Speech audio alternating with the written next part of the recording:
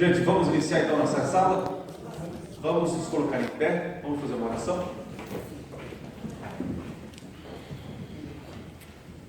Pai bondoso, que alegria poder nos reunirmos para estudar a Tua Palavra. Dá-nos o Teu entendimento, esteja conosco e que o conhecimento que adquirimos aqui não seja apenas um crescimento intelectual, mas traga em nós então transformação. É o que pedimos no nome de Jesus. Amém. Gente, valeu pela sua presença. Já está passando uma lista aí. Quem quiser participar do grupo do WhatsApp, então coloca o seu nome aí e o telefone, ok? Lembrando que não é grupinho para dar bom dia, mandar mensagem, essas coisas, tá? É só para a gente ter a comunicação da nossa classe. Lembrando, a semana passada nós fizemos uma pequena introdução. Então nós falamos algumas coisas. Por exemplo, quem escreveu o livro? Parece uma pergunta boba, mas é uma pergunta que foi levantada há muitos anos e questionada. Será que foi João, o discípulo amado? Mas hoje nós temos aí 99% de certeza que foi o discípulo amado que escreveu o livro de João, ok? Lembra do significado do título que nós falamos? Apocalipse significa o quê? Retirar o véu, desocultar, né? Essa era a intenção, era tirar do escuro o que estava acontecendo. João não via esperança para o futuro. Então o Apocalipse significa revelação, desocultar ou retirar o véu daquilo que João não enxergava para o futuro. Tá? A data, quem está lembrado a data aproximadamente que foi escrito o livro? 95, não temos certeza da data. Isso. Por que é tão importante que eu e você acredite que foi escrito nesse período, em 95, 96? Vocês lembram que eu falei? Alguns teólogos... Domiciano, né, imperador na época. Ok, todas as informações ali batem, né? Domiciano, que foi o que aprisionou João, né? E depois morre o imperador, ele é livre, ele é libertado, ele volta então para Éfeso, e ali então escreve João, né? Então o livro de Apocalipse não foi o último livro a ser escrito, foi o Evangelho de João, tá certo? Para confirmar que Jesus era Deus. Era Deus, porque havia, quando ele chegou lá no continente, ele observou que havia uma crença em que Jesus ele era apenas um espírito, né? Mas aí então ele escreve falando que ele era um Deus encarnado. Você vai ver isso muito claro no Evangelho de João. Por que é importante que nós acreditamos que o livro foi escrito nesse ano? Porque alguns intérpretes da Bíblia, da palavra, eles acreditam que João escreveu isso antes do ano 70. E o ano 70, o que aconteceu de tão extraordinário? Destruição de Jerusalém. Então, muitos intérpretes dizem o seguinte, que a destruição de Jerusalém, Roma, enfim, todos os eventos que o livro traz, se cumpriu no ano 70, na destruição de Jerusalém, através de Nero sendo a besta, enfim. Eles entendiam essa interpretação. Essa interpretação, lembra que... eu falei do nome dessa escola de interpretação. Preterismo, parabéns, preterismo. Eles jogam lá para trás, para o passado, a interpretação do livro de Apocalipse. Mas tem uma outra escola que joga lá para frente, como chama? Futurismo. Mas nós, adventistas, não somos nem preteristas nem futuristas. Nós somos o quê? Historicistas, isso. Obrigado, Fernando. Continuando. Eu falei sobre o tema, lembra do tema do livro? O Grande Conflito. Existem alguns temas dentro dele, né? Mas nós acreditamos que o livro ele realça o Grande Conflito. Em alguma das aulas nós vamos ver por que nós acreditamos que o tema central é o Grande Conflito, a luta entre Cristo e Satanás, ok? Nós vimos também que o livro ele é um tipo de literatura. Que literatura é essa? Quem lembra? Apocalíptica. Só que dentro do livro, ela reúne todas as outras literaturas. Vocês lembram qual literaturas que se encontra no livro? Nós encontramos isso, por exemplo, cartas, que é a conhecida epístolas, né? Nós encontramos 7 cartas. Nós encontramos ali o Evangelho, né? Salmos, poesias, história, enfim, o livro, interessante, ele é uma literatura singular. porque você não encontra, você vai encontrar um pouquinho em Ezequiel, um pouquinho em Daniel, mas o livro, na sua maioria, o livro do Apocalipse, que leva o título, né, que leva o nome de literatura apocalíptica. Mas no próprio livro de Apocalipse você encontra também cartas, evangelhos, história, poesia, salmos. Está entendendo? Tem um texto de Ellen White que ela diz que todos os livros da Bíblia se convergem no livro do Apocalipse. Então é um livro fantástico. Ok? O propósito, nós falamos sobre o propósito. Vocês lembram qual o propósito do livro? Mostrar o que vai acontecer. Isso, mostrar aos seus servos as coisas que devem acontecer. Então, você vai encontrar em algumas literaturas referências sobre o propósito, temas diferentes, mas eu estou sugerindo esse daqui de acordo com alguns autores que eu li. Nós vimos também que, a grosso modo, o livro ele tem uma divisão. Vocês lembram? 11 a 80% de história. 80% de história, aí escatologia. Sim, mas lembra que até que capítulo, a grosso modo, eu posso entender que é história? 1 a 11, isso. E depois, em diante, vai ser escatologia, ou seja, passado e futuro, a grosso modo, só para a gente ter uma noção. Eu fiz um desafio para vocês, de ler então o livro. Quem aqui leu o livro? Eu não li. Quem leu o livro? Olha só. Então fica o desafio, que se você não leu, seria interessante ler, porque às vezes eu estou falando aqui e você está boiando. Mas quando você dê uma lida no livro, fala, o pastor está falando daquilo, eu li lá mesmo. Então ajuda na compreensão, no desenvolvimento do estudo. Tá ok? Então vamos prosseguir. Agora é o seguinte, eu vou falar agora com vocês sobre a estrutura do livro. A estrutura do livro. Vamos aqui, olhando aqui para a lousa, nós vamos perceber o seguinte: o livro ele tem uma estrutura chamada de quiasmo. Já ouviu falar disso? A estrutura de quiasmo é uma estrutura mais ou menos assim, ó. É dividida assim. Alguns pontos, aqui é o começo, né, o início, e aqui é o final do livro. Então a gente vai encontrar algumas particularidades. Por exemplo, nessa estrutura que eu tenho aqui em mãos, você vai encontrar o seguinte: do capítulo 1 até o capítulo 3, nós encontramos então as 7 igrejas. Então aqui, vou colocar aqui letra A, as 7 igrejas.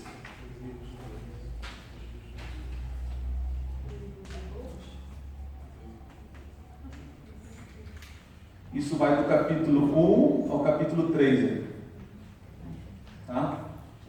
E aí, interessante que essa forma de estrutura, o início tem a ver com o fim do livro. Está em paralelo com os capítulos 21 e 22. Aqui, ó, vou colocar aqui a letra A. Aqui vai falar da nova terra. Nova terra. Isso você vai encontrar do capítulo 21 ao 22. Tá certo? Então, olha só. Depois você vai encontrar os 7 selos. Vamos colocar a letra B. 7 selos. Tá? Que vai do capítulo 4. Isso. Até o capítulo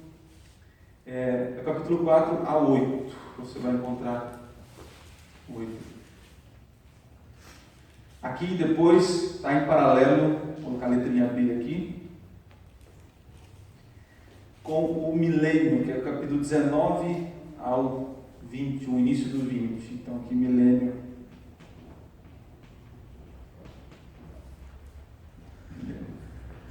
Capítulo 19? 19, né? 19 ao 21 ali mais ou menos. Gente, você vai encontrar vários tipos de estruturas. Estou passando com uma mais fácil aqui para vocês compreenderem. Aí depois você vai encontrar as 7 trombetas com as 7 pragas. C, 7 trombetas. E a letra C aqui, 7 pragas.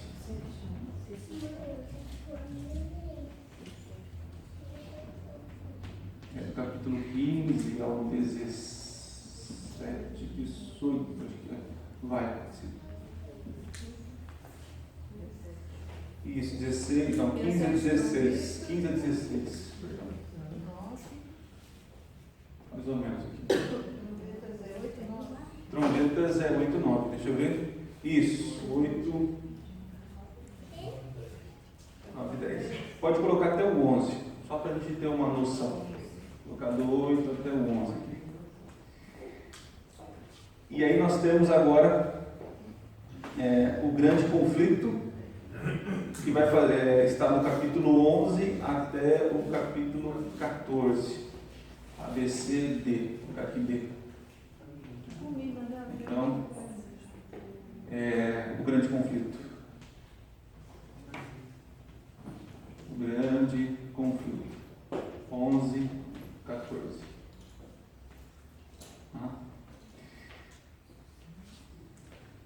Está no centro do livro.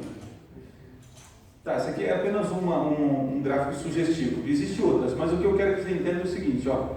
O que você pôde entender nessa estrutura?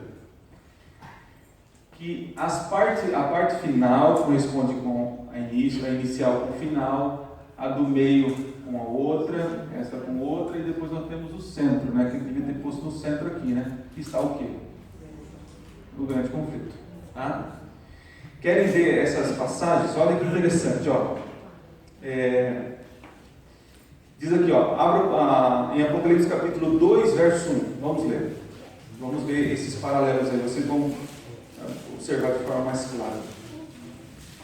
Apocalipse 2, verso 1. Quem lê para nós? Ao anjo da igreja de Éfeso escreve: essas coisas diz aquele que conserva na mão direita as 7 estrelas e que anda no meio dos 7 candeeiros de ouro. Então você vê Cristo no meio dos candeeiros, da luz, das lâmpadas, né? Agora se você for lá para o capítulo 21, verso 23. 21, 23. 21, 23 diz o seguinte: a cidade não precisa nem de sol nem de lua para lhe dar claridade, pois a glória de Deus iluminou. E o cordeiro é o quê? Só lâmpada. Então perceba, no começo está falando de lâmpada, que Cristo está entre as lâmpadas, e depois fala que Cristo é a lâmpada.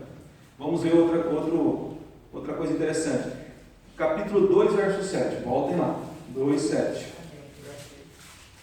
2, 7. Quem achou, lê para nós. Quem tem ouvidos que ouça o que o Espírito diz às igrejas. Ao que vencer da lei de comer da árvore Da vida. qual está no meio do paraíso.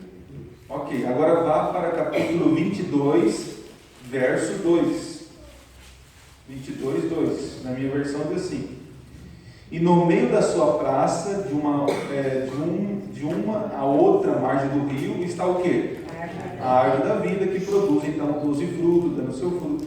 Então perceba, no começo está ligado com o fim. Estão percebendo essa ligação? Existem outros versos aqui, por exemplo, no capítulo 3, 8 aparece uma porta, né? Você vai encontrar a porta também no capítulo 21, 23.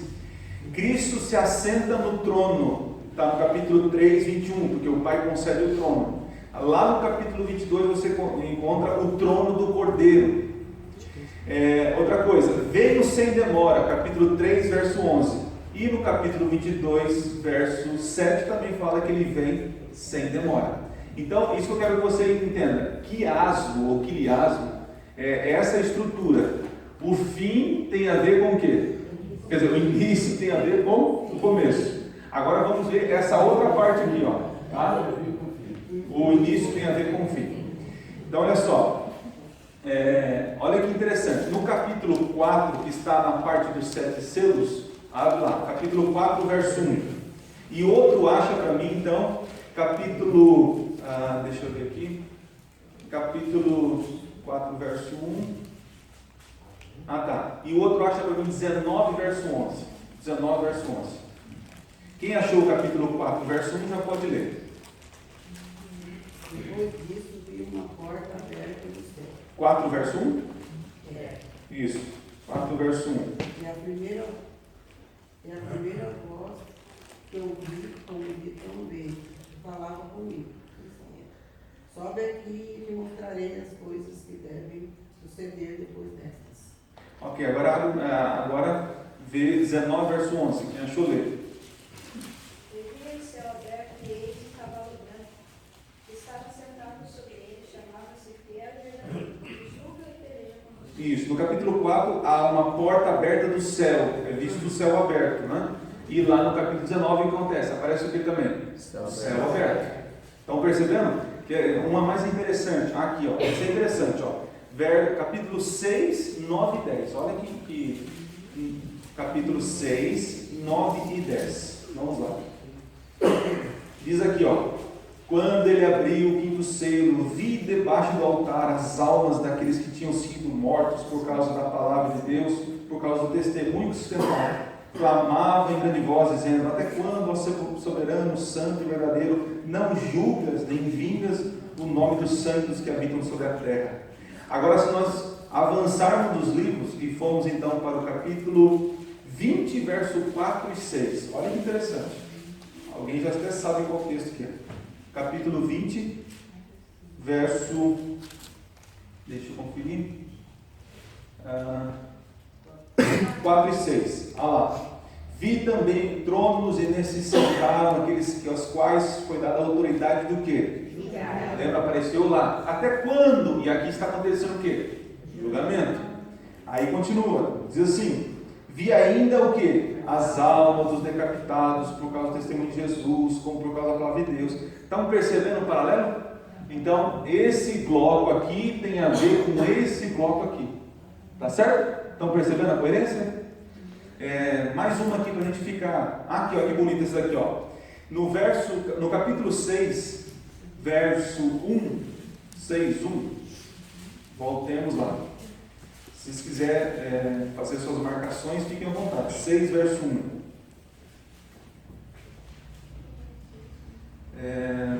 Deixa eu baixar aqui. 6, 1.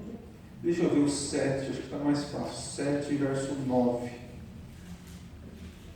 Isso. 7, verso 9. Diz assim, ó. Depois dessas coisas, vi e eis uma grande multidão que ninguém podia enumerar, de todas as nações, tribos, povos, línguas, em pé diante do trono, diante do Cordeiro, vestidos do quê? Vestiduras brancas, né? E palmas nas mãos. Agora, se nós formos então para 19, verso 14. 19, verso 14. E seguiu-nos o exército que há no céu montado, cavalo branco, com o quê? Vestiduras de linho fino, branco e puro. Então, estou dizendo que esse bloco tem a ver com esse daqui. Dá para entender, a grosso modo, só para vocês compreenderem, essa primeira parte é uma parte literal, usada na história, vai falar sobre a história, e aqui então é algo que está para acontecer, né? E isso aqui é reflexo do que já aconteceu. Consegue entender? Ok? Assim como, por exemplo, em Daniel nós temos uma Babilônia literal, uma cidade literal. No Apocalipse também aparece uma Babilônia, só que essa Babilônia é o quê? Espiritual. Tá? Vamos agora no bloco das 7 trombetas. Ela tem que ter a ver então com as 7 pragas. Ok? Então vamos lá. Por exemplo, no capítulo 8, 7, vai aparecer terra, o evento acontecendo na terra. O capítulo 8, verso 7. O paralelo dela está no capítulo 16, verso 2, que também aparece a palavra terra. Os eventos acontecem na terra. Também aparece no capítulo 8, verso 9, a palavra mar. Você vai encontrar a mesma referência do capítulo 16, verso 3. Tá? Agora o que eu achei mais bonito é essa, ó, 8 verso 10. Vamos ver? 8 verso 10. 10 e 11. O terceiro anjo tocou a trombeta e caiu do céu sobre a terça parte dos rios, sobre as fontes das águas, uma grande estrela ardendo como uma tocha. Tá? Agora a referência, nós vamos então para 16 verso 4. 16 verso 4. E derramou o terceiro a sua taça nos rios e no quê? Fontes das águas, e se tornaram sangue. Então, só para vocês terem noção, tem inúmeros textos que fazem esse paralelo, mas a gente vai gastar muito tempo fazendo isso. Eu só quero que vocês entendam o seguinte: essa estrutura, ela está em toda a Bíblia. Quem sabe na próxima aula eu trago mais uma estrutura de outro livro, de uma poesia da Bíblia, ou se não até dos mandamentos. Por exemplo, a criação também, os 7 dias da criação é também uma estrutura literária, ela é escrita dessa forma aqui. E o que tem a ver? Por que desse jeito e qual a intenção do escritor bíblico ao escrever com essa estrutura o livro? Qual a intenção? É que ele quer chamar a atenção para aquilo que é mais importante. O que vocês acham que é mais importante dessa estrutura? O centro, o grande conflito. Tá ok? Então, o autor está escrevendo na sua estrutura, só que ele quer que você, que está lendo todo o livro dele, entenda que é o seguinte: ó, isso aqui é o mais importante, ó. Isso aqui é o que? Superficial, está por fora, mas o mais importante é isso aqui. Tá? Então, logo nós chegaremos e vamos estudar então capítulo 11, 12, 13 e 14, que são para mim, são os mais assim, esclarecedores, ok? Então vamos continuar. Então o livro todo ele é escrito dessa forma aqui, tá? Então eu fiz a grosso modo aqui para vocês compreenderem como que é a estrutura do livro. Agora avançando, nós vamos iniciar então o capítulo 1 e vamos avançando verso por verso, tá? Então nós chegamos então no verso 1. O verso 1 diz assim: revelação de Jesus Cristo que Deus lhe deu para mostrar aos seus servos as coisas que em breve devem acontecer, e que ele, enviando por intermédio do seu anjo, notificou ao seu servo João. Tá, esse é o primeiro verso. Gente, nas minhas pesquisas daria muita coisa para falar aqui. Eu separei os mais importantes aqui para a gente estudar, tá? Então, primeiro, revelação de Jesus Cristo. Há no nosso meio alguma tentativa de explicar isso aqui. O que seria essa revelação de Jesus Cristo? Alguns chegam a afirmar o seguinte: que o livro do Apocalipse é uma revelação da pessoa, do ser de Jesus Cristo. Mas, gente, estudando o livro, nós não vemos isso muito claro. Apesar que você pode ver em cada capítulo uma forma de Jesus se revelar. Ok. Mas, gente, se você fazer um estudo mais apurado, você vai ver, o livro fala de Jesus Cristo, mas a intenção é aqui, ó, é o seguinte, é que pode significar que a revelação é de Jesus ou sobre Jesus. Essas duas possibilidades. Então eu não queria fechar com vocês aqui, dizer o seguinte: o livro é a revelação de Jesus. Dele, ele trouxe dele, ele tinha e ele deu essa revelação. Ou a revelação é sobre ele. Percebe a diferença, né? De e sobre. Então, há essas duas possibilidades dessa revelação. Por exemplo, a revelação sobre ele. Vá no verso 5. Aqui você já encontra uma revelação falando sobre ele. Capítulo 1, verso 5. Diz aí, ó: e da parte de Jesus, a fiel testemunha, o primogênito dos mortos, o soberano reis da terra. Cada capítulo você vai encontrar uma revelação sobre ele, o que ele está fazendo. Por exemplo, tem um que fala, o capítulo 4, abram comigo lá, capítulo 5, diz aqui, ó, verso 5, verso 5: todavia um dos anciões me disse: não choreis, eis que o leão da tribo de Judá, a raiz de Davi venceu para abrir o livro e os seus 7 selos. Quem é o leão da tribo de Davi?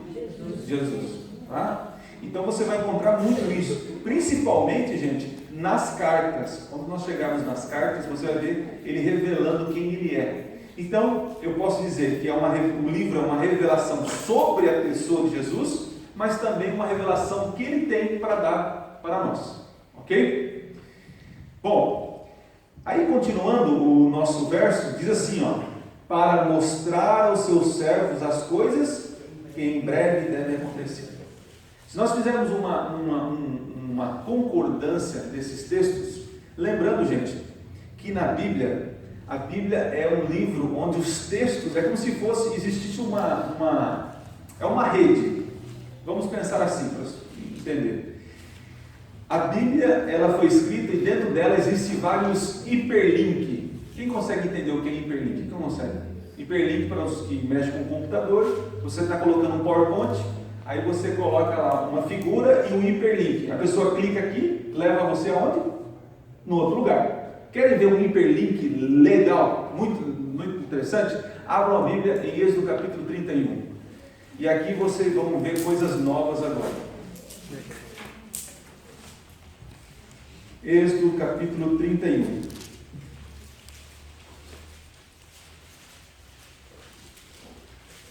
Deixa eu ver os versos.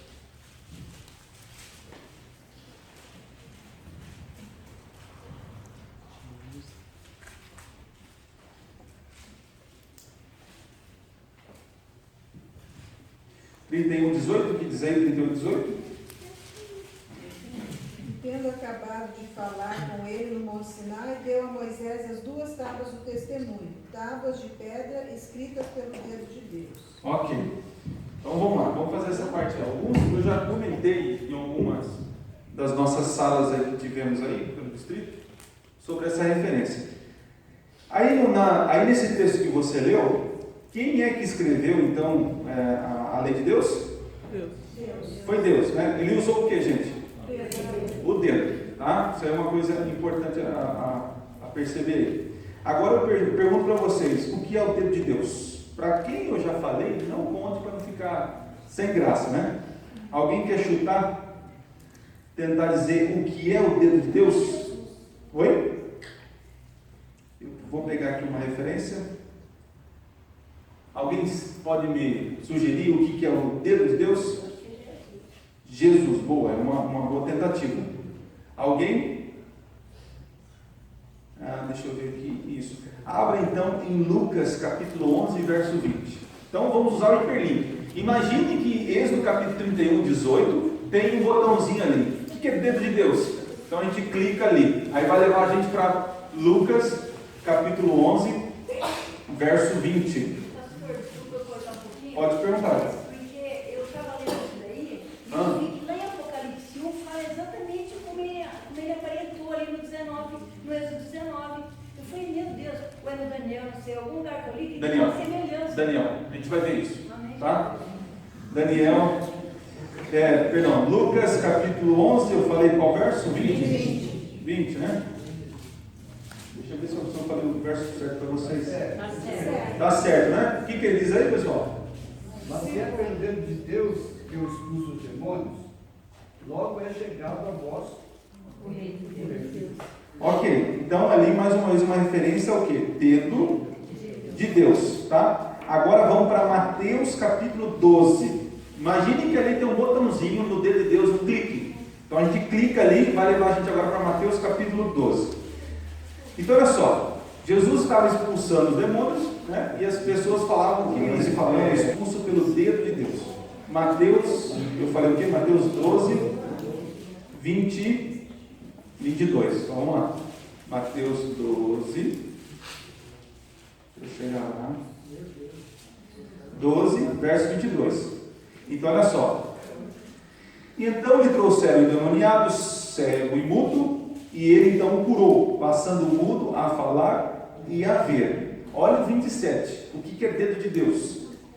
E se eu expulso demônios por Beelzebub, por quem os expulsa vossos filhos, por isso eles mesmos serão vossos filhos. Ao verso 28. Se porém eu expulso o demônio pelo quê? Ok, achamos o final do hiperlink. Então, quem escreveu com o dedo lá? Espírito Santo. Não, peraí. Isso, Espírito Santo. A lei é que a gente... Eu vou tentar então explicar. Nós cremos numa divindade que é composta, ok? Pai, Filho, Espírito Santo. Cada um tem uma atividade na salvação, certo? Nós sabemos que quem estava falando com Moisés lá no Sinai, quem era? Jesus. Mas quem escreveu? Espírito Santo. O Espírito Santo. Pastor, porque lá naquele lugar do Apocalipse fala que os seus olhos viravam fala a semelhança por causa disso que eu achei que referenciava que era a própria. Tá, isso está no capítulo 2 mesmo. A gente vai ver isso, é capítulo 1 mesmo. Estão entendendo então? A gente fala assim, tá certo, fala, quem escreveu a lei? Foi Deus, ok, mas se você quer ser mais pontual, quem foi de acordo com a Bíblia? Espírito Santo, com o dedo dele. Tá certo? Agora a gente leva a um outro link, né? Olha como a Bíblia ela é uma telha. Lembra em Babilônia quando Belsazar está dando uma festa, coloca vinho no cálice, aparece o que na parede? E o que você acha? Quem está ali? Espírito Santo. Está vendo como a teologia nos ajuda a entender mais a palavra de Deus? Tá bom? Ok, então vocês perceberam que existe um hiperlink dentro da Bíblia. E a gente vai ver muito isso. Nós vamos pegar textos de Apocalipse, vamos viajar por toda a Bíblia e nós vamos encontrar os significados. Querem ver um exemplo? Nós estamos então tentando descobrir mostrar as coisas que devem acontecer. Daniel 2:28. Vamos lá? Daniel 2:28. Um hiperlink aí, ó. Saindo então de Apocalipse para tentar descobrir o que João estava querendo dizer, mostrar as coisas que devem acontecer. Daniel 2, verso 28.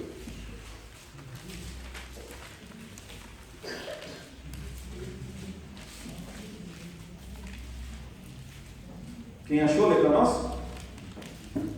Mas há um Deus no céu, o qual revela os mistérios. Isso. Ele, pois, fez saber ao rei Nabucodonosor o que há de suceder nos últimos dias. Isso, em uma das versões, o que deve acontecer. Então João está usando uma referência que Daniel já usou, referindo ao quê? Ao futuro. Estão entendendo isso? Querem ver outro texto? Mateus 24, verso 6. Vamos lá, classe. Vamos folhear a nossa Bíblia. 24, verso 6. Então a gente vai acabar dormindo aqui. 24, verso 6. Aqui também as palavras elas são, não vou dizer idênticas, mas elas são parecidas. E certamente ouvireis falar de guerras, rumores de guerras, vede não vos assusteis, porque é necessário o quê? Assim acontecer, mas ainda não é o fim. Marcos 13, verso 7. Então, gente, o que eu estou querendo explicar para vocês é o seguinte, que João, quando escreveu, ele tinha uma base na cabeça, ele tinha uma estrutura, ele tinha um passado, ele tinha uma memória. Então, o livro não foi no vácuo, ele escreveu usando coisas que ele já sabia. Por exemplo, referência de Daniel, referência do próprio Jesus. Marcos 13, verso 7. O que diz? Quando por Guerras, rumores e guerras. Não vos assusteis, é necessário isso acontecer. Mas ainda não é fim. E o último texto que eu quero ler com vocês, Lucas 21, verso 9. Lucas 21, verso 9.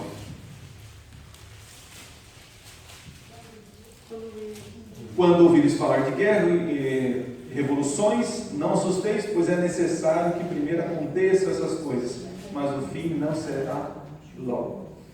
Então, gente, João, ele usa mostrar as coisas que devem acontecer. Isso ele fala porque ele já tem uma bagagem sobre alguns textos. Então, o livro do Apocalipse é muito similar aos livros do Antigo Testamento e os próprios livros do Novo Testamento. Ok. Outra coisa que nós encontramos nesse texto, como eu falei para vocês, eu não vou muito a fundo, mas diz assim, intermédio do seu anjo, Apocalipse capítulo 1, voltem lá. Então nós vimos aqui, revelação de Jesus Cristo, mostrar as coisas que devem acontecer. Eu não perguntei se foi mesmo. Sim. Me veio aqui a mente o seguinte: o João falou com base nesses Isso. Com base nos livros do Velho Testamento. Os dois. Porque João presenciou quando Cristo falou.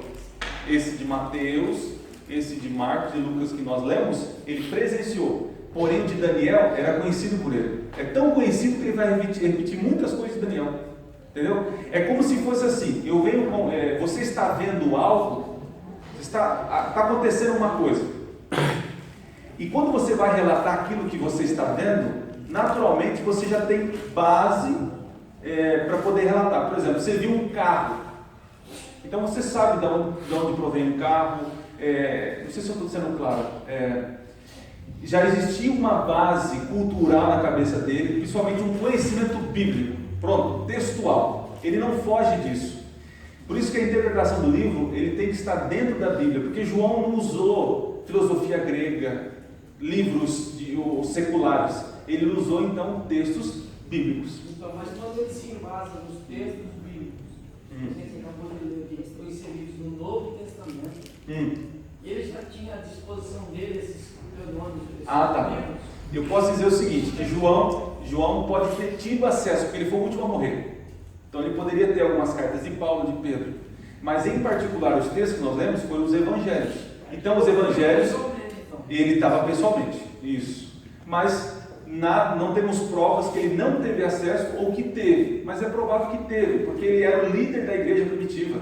Então por ele passou, com certeza, muitos escritos, né, de Paulo, Pedro, que já tinham morrido e estavam circulando entre eles. Ok? Aqui o autor da Bíblia é o Espírito Santo. O Espírito Santo é guiando para... Sim, muito bem. Bem lembrado. Trabalhar. Então olha só, agora nós estamos no texto falando assim, por intermédio do seu anjo. Agora vamos ver isso aqui que interessante, ó. Abram comigo então, Daniel capítulo 8, verso 6. Intermédio do seu anjo. Está vendo que está dando aí explicando quem é o anjo. É o anjo do Senhor. O seu anjo. Daniel capítulo 8. Gente, quando a gente começa a mergulhar nos textos, gente, é muita coisa. Eu fico deslumbrado. Daniel 8,16. O que diz lá?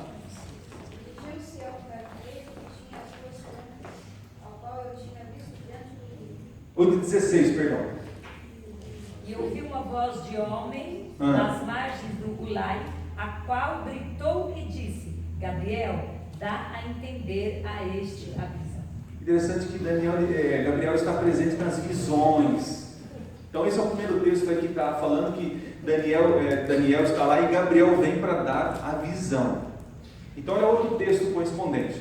Vamos avançar no capítulo 9, 21 e 22. 9, 21 e 22. Diz assim: falava ainda na oração quando o homem Gabriel, que eu tinha observado em minha visão, a princípio, está falando lá do capítulo 8, veio rapidamente voando e me tocou na hora do sacrifício da tarde. Sacrifício da tarde, gente, é por volta das 3 da tarde, para vocês entenderem. 22. Ele queria instruir-me e falou comigo: Daniel, agora saí para fazer-te entender o sentido. Temos outro verso. Vamos então agora para Lucas capítulo 1, verso 19. Então nós vimos ali que Daniel recebeu a visão de que anjo? Gabriel. Agora vamos ver mais uma vez Gabriel operando, revelando mais coisas. 1,19 de Lucas. 1,19. Quem lê para nós? Respondeu-lhe o anjo: eu sou Gabriel, que assisto diante de Deus. Olha lá, para aí. Ele assiste aonde? Diante de Deus. Então ele tem uma função. Estão percebendo aí? Continua. E fui enviado para falar-te e trazer-te essas boas novas. Está vendo? Qual o trabalho de Gabriel? Levar mensagens. Sonhos, visões, falar sobre visões, falar de profecia. É o papel de Deus.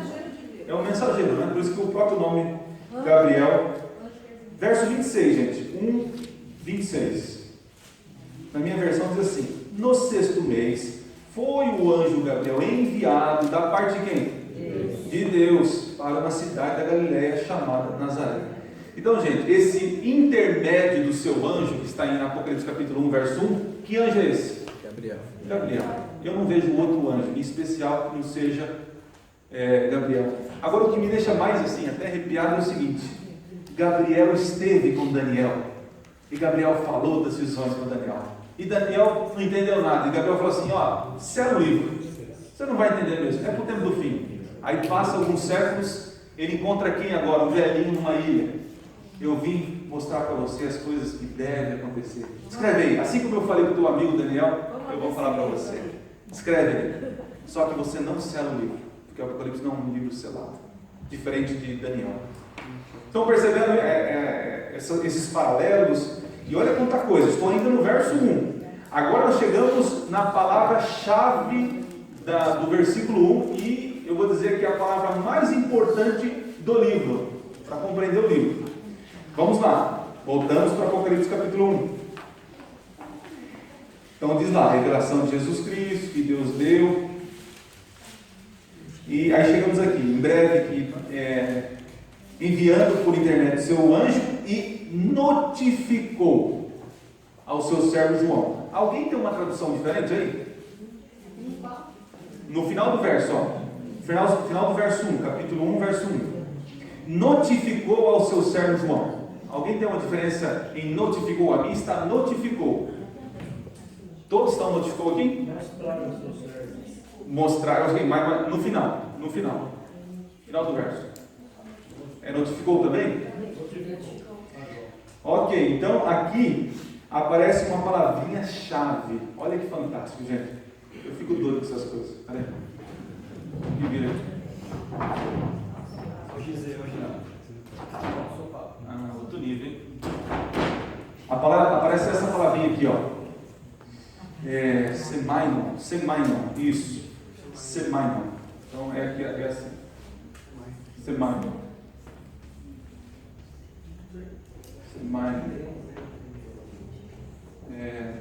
Semainon. Essa palavrinha, gente, é a palavra-chave para entender o livro do Apocalipse. Ok? O que tem de especial nessa palavra? Tem muita coisa, tá? Porque é o seguinte, aqui diz assim, que notificou ao seu servo João. Essa tradução é uma tradução muito pobre, tá? Querem ver? Nós vamos encontrar, agora vamos fazer um hiperlink. Aqui, essa palavrinha a gente vai procurar em outros lugares onde repete. E o mais interessante, nós vamos encontrar nos escritos de João. João escreveu alguns livros fora o Apocalipse. Então ele usou a mesma palavra em outros momentos. Querem ver esses momentos? Então vamos lá. João capítulo 12, verso 32. Vamos lá. João capítulo 12, 32. A tua visão do livro agora vai mudar, viu? 12, 32. Ele fala assim, ó: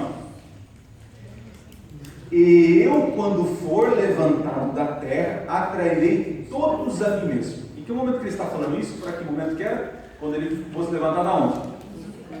Na cruz, certo?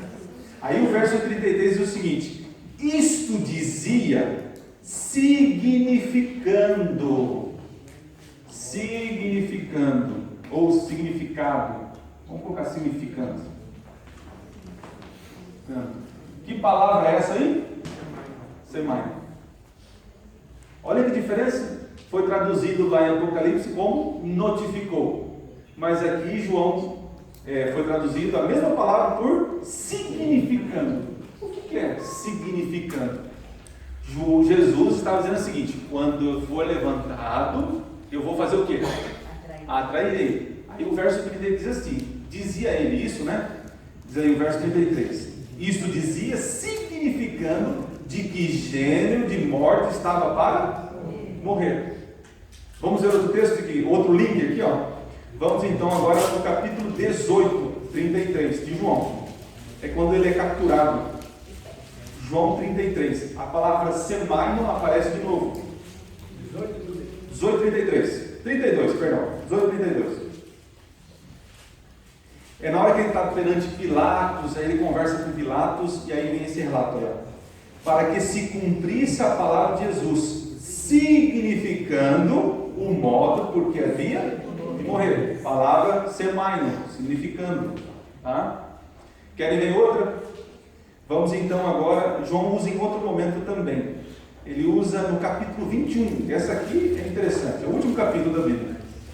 21, nós vamos ler então o verso 18 e 19. 21, 18 e 19. Lembra, eu vou ler para vocês ficar mais fácil. 18, ó. Lembra que Jesus fala o seguinte: Pedro, tu me amas? Oh, Senhor, eu amo. Ah, tá bom. Quando converter, tu assenta minhas ovelhas. Aí ele pergunta quantas vezes? 3 vezes. Aí ele fica triste, a coisa toda. Aí no 18 ele fala assim: ô Pedro, você não está entendendo. Vou te falar, verso 18. Em verdade te digo que quando eras mais moço, tu cingias a ti mesmo, ou seja, você se vestia, você se cobria, né? E andavas por onde queria. Quando, porém, fores velhos, aí vai ser diferente, ó. Estenderás as mãos e o outro te cingirás e te levará para onde não queres. Está falando então da sua velhice e tal, mas aí ele fala o que significa, verso 19. Disse isto para o quê? Significar. Que palavra que é? Semaio. Que tipo de morte, de gênero de morte ia acontecer. Estão entendendo que a palavra notificou ali, que está mal traduzida? A palavra seria significando, significar. Então, na King James foi traduzida ao pé da letra, significado. Querem ver mais um outro exemplo? Ó. É que na King James ele já dá, ele enviou e significou. E já, significou. Ele já dá junto, não divide a frase. Ok. Você vai encontrar isso em, olha só, Atos capítulo 11. Agora não é João usando a palavra, mas a palavra aparece. 11, capítulo 11 de Atos, verso 28. Ali você vai encontrar um profeta, o Ágabo. É isso, né? 11, verso 28. É Ágabo, né? Ágabo. E apresentando-se um deles, chamado Ágabo, dava a entender pelo Espírito Santo que estava para vir grande fome por todo o mundo, qual sobreveio nos dias de Cláudio. Esse dava a entender estava significando que viria o quê? Fome. A palavra aparece também Semaio. Na Septuaginta, gente, é uma Bíblia que os anciões, 72 anciões judeus, pegaram o Antigo Testamento que foi escrito em hebraico e traduzido para o grego.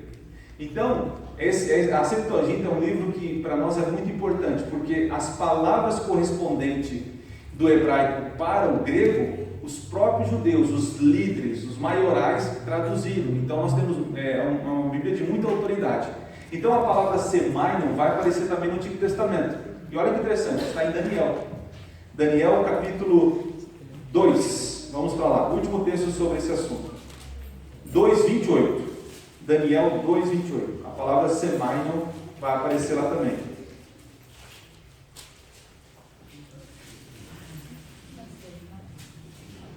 2, verso 28. Na minha versão diz assim, ó. Cadê o verso de 8? Mas há um Deus no céu, ao qual revela os seus mistérios, pois fez saber o rei Nabucodonosor o que há de ser nos últimos dias. Esse o que há de ser, né? Os teus sonhos e visões na tua cabeça, quando estavas no teu leito, são estas. Lembra que o que Nabucodonosor viu era o quê? Uma visão. Só que aquilo significava o que havia do quê? De ser nos últimos dias. Então tá.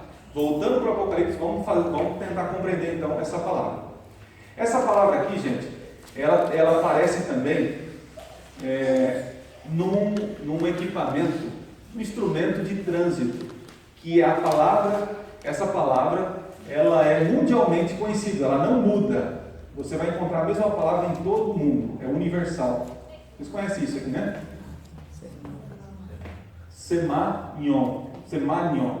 Sema de semáforo. Semáforo é um sinal, um significado através do que? De luz. Semáforo. Tá? Então, o semanion é algo que significa alguma coisa. Vocês estão entendendo? Há um significado. Assim como Jesus explicou para Pedro que ele havia de morrer daquele jeito, Jesus se levantar e estava explicando a forma que ele ia morrer. Então você tem que ter o seguinte: quando você chega no livro do Apocalipse, a palavra semá diz o seguinte, que é um significado de algo que vai acontecer. Então, por isso, por essa palavra e por todo o contexto do Apocalipse, o livro ele é literal ou simbólico? Simbólico, significado. É um significado. Símbolo. Isso. É uma explicação, é um significado. Eu coloquei aqui, ó. É um sinal, é um símbolo, né? Expressar algo através de símbolos. No caso, como eu falei, o semáforo.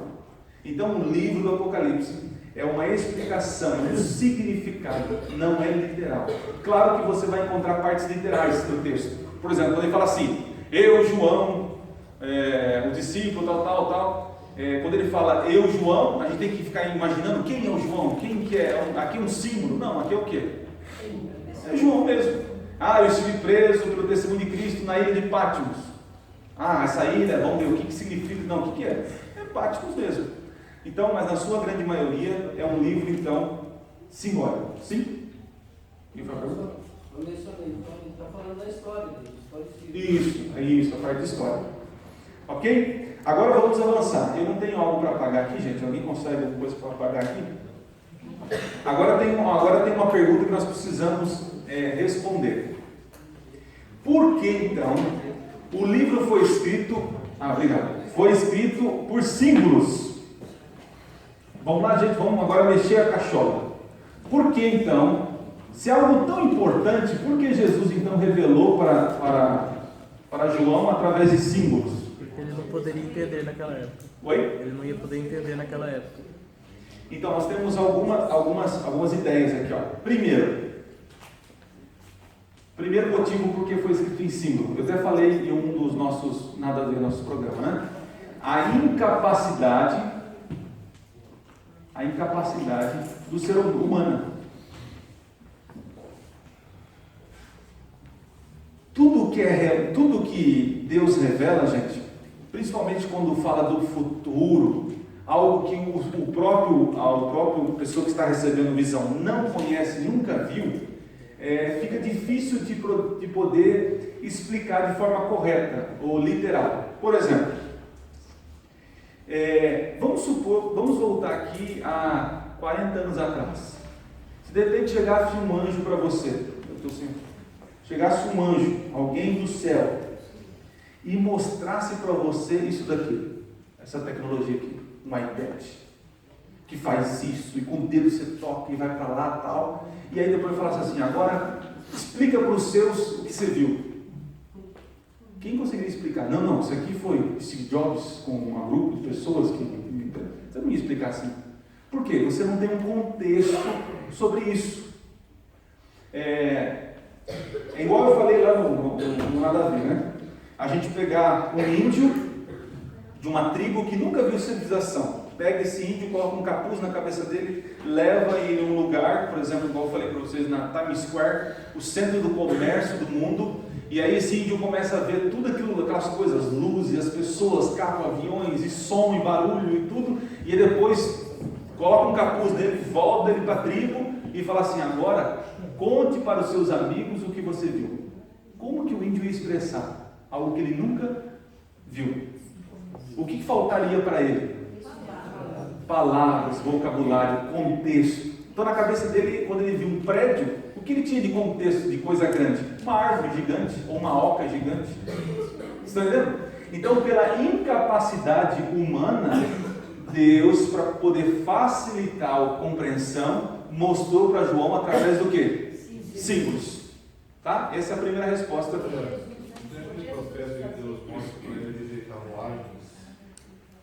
Isso, então. Como que é o texto? O texto? Esdras, né? É em Esdras. Então, ali há controvérsia naquele texto. Há controvérsia. Tá, continuando. Outro motivo. Segurança da mensagem. O Marcos já tinha falado. Segurança. Por que segurança, gente? Então vamos entender. Porque esse livro ele revelava o que ia acontecer. O que ia acontecer? A igreja ia ser perseguida, né? Roma, tudo. Quer dizer, acontecer quando visse aquilo ali. Já vão estar filhos esse negócio aqui. Então, olha só, nós temos que entender o seguinte, em Roma, vou escrever aqui, ó. Em Roma possuía então, Roma, vamos colocar aqui. Em Roma, gente, possuía então duas religiões que eram chamadas religião lícita, são religiões lícitas. Tem a religião de Roma, tá? O romanismo. O romanismo, ele derivou do quê? Ok, mas o romanismo, ele veio, a religião do Roma derivou do quê? Da Grécia, tá? Por exemplo, eu falei também num dos programas nosso jovem, que havia um deus, por exemplo, o deus Dionísio dos gregos, o deus Dionísio dos gregos, que era o deus da bebida, da cachaça, da bagunça, da orgia. Os romanos, quando destruíram Roma, tomaram domínio sobre o reino, trocou o nome de Dionísio, passou a ser o deus Bá. Ok. Depois nós temos a deusa da sabedoria, Atenas, que era dos gregos, se tornou o quê? Quem lembra? Minerva. Tá? O deus da guerra dos gregos. Quem lembra? Deus da guerra? Ares, né? E se torna agora o deus Marte. Então Roma herdou esse paganismo, esse monte de deus, o panteão dos gregos. Então essa religião era permitida. Inclusive depois foi adicionado o César, né, como sendo um deus, e tinha até um dia para ser comemorado. E as pessoas que não comemoravam o dia dele eram mortos. E muitos cristãos foram mortos porque não adoraram o César nesse dia. Tinha uma outra religião que era permitida nessa época. Qual é a religião? Judaica. O judaísmo. O judaísmo. Alguém sabe de onde surgiu o judaísmo? A gente sempre fala judaísmo, mas de onde surgiu isso? A religião de Israel. Moisés? Oi? Não. O judaísmo surgiu depois da libertação do cativeiro babilônico, que a tribo de Judá, né, ela ficou encarregada então da religião de Israel. Por isso que é judaísmo. Ok? Não é israelismo, né? É o judaísmo. Quem cuidou da religião dos hebreus foram essa tribo aqui, tá? Que sobrou também depois da destruição das tribos. Pastor, Tá. o povo que voltou, que não era judeu, eles acabaram se misturando, daí ficou tudo... Sim, se espalhou. Então tá. Agora acontece o seguinte, gente. Eu estou explicando isso para a questão da segurança, tá? A resposta é isso aqui para a segurança. Acontece o seguinte, surge agora uma seita, a qual o judaísmo não gostava, e Roma também começou a abrir os olhos para essa seita que surgiu. Qual que era? Cristianismo, que vem de quem? Do Cristo, né? Do cristianismo. Enfim. Esse cristianismo vem de Cristo, e aí acontece o seguinte, judeus não gostam do cristianismo e procuram Roma, e Roma começa a observar o seguinte, o cristianismo começa a crescer, e Roma pensa o seguinte, esse povo vai dar trabalho para nós.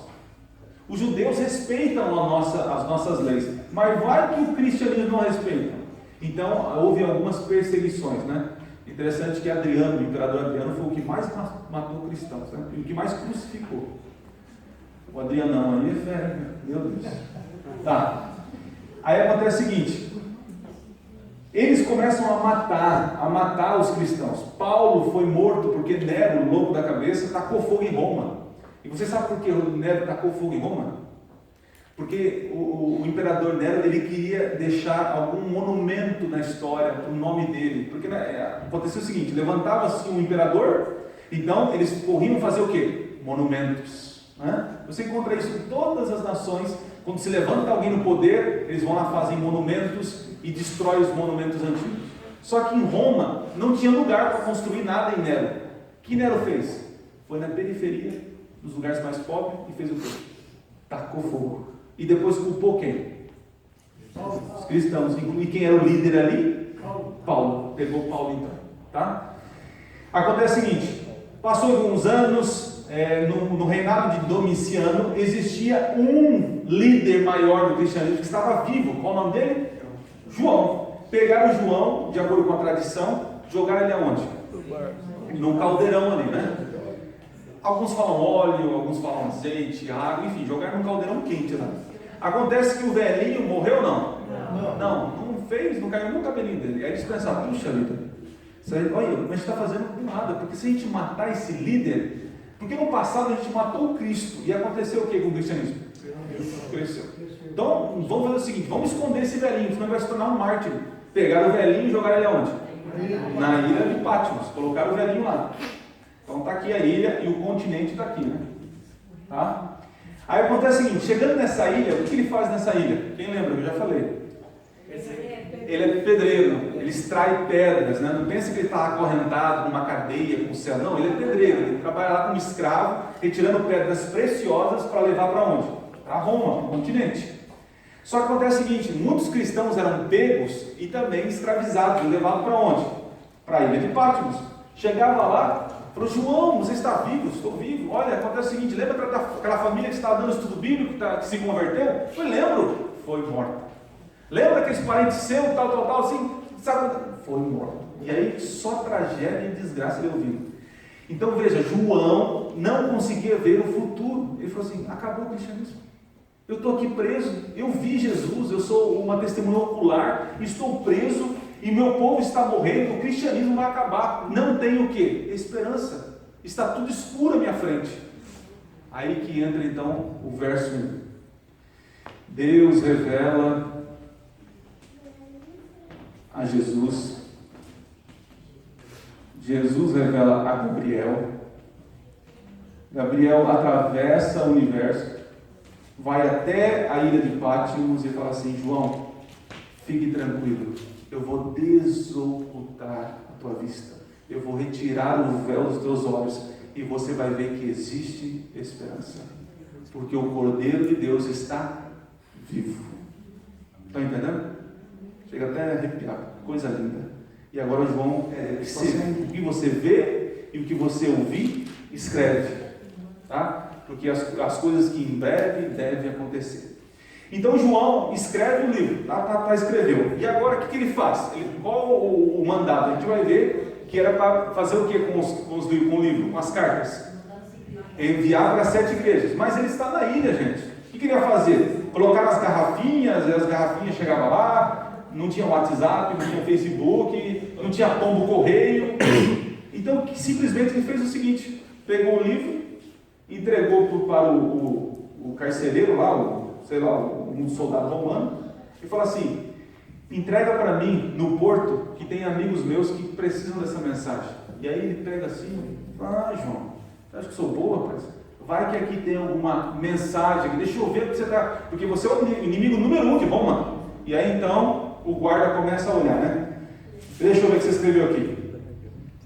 Besta que sobe do mar com 7 cabeças e 10 chifres. Cordeiro de 7 olhos e 7 chifres. Uma mulher sentada numa besta. Uma mulher que recebe 4... Nossa, esse velho está cagado. Gente, manda mensagem. Não está cagado. Aí, de uma forma milagrosa, né? A mensagem sai daqui e chega no porto, e o porto distribui então para 7 igrejas que existiam na Ásia Menor, tá? Então, por isso que foi segurança, porque se fosse claro, Roma poderia fazer o quê? Destruir aqui já, né? Então, mas existe o terceiro e último, eu quero terminar aqui. O terceiro, gente, é para o nosso crescimento espiritual. Eu vou ser sincero para vocês. Depois que eu me apaixonei pelo livro do Apocalipse sobre profecias, a minha vida espiritual melhorou muito.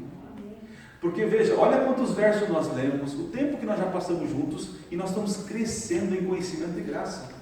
Então, o livro foi escrito em símbolos para que eu e você estude a Bíblia. Eu tente entender, eu ligo verso com verso, eu procuro ali, eu procuro saber. Então, gente, o motivo de ter sido escrito também em símbolos é para que eu e você possa crescer no conhecimento de Deus. Isso, você busca e você cresce.